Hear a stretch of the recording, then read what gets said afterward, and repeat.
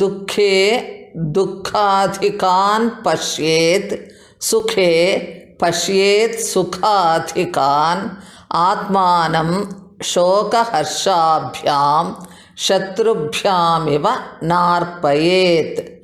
ಸುಭಾಷಿತ ಸುಧಾನಿಧಿ. ದುಃಖ ಬಂದಾಗ ತನಗಿಂತಲೂ ಹೆಚ್ಚು ದುಃಖಿತರನ್ನು ಕಾಣಬೇಕು. ಹಾಗೆಯೇ ಸುಖ ಬಂದಾಗ ಇನ್ನೂ ಹೆಚ್ಚು ಸುಖಿಗಳನ್ನು ನೋಡಬೇಕು.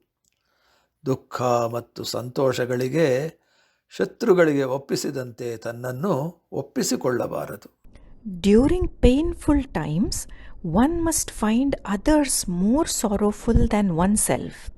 Also, in times of pleasure, one should see more happiness. One should not give in to sorrows and joys, just as one would not surrender to one's enemies.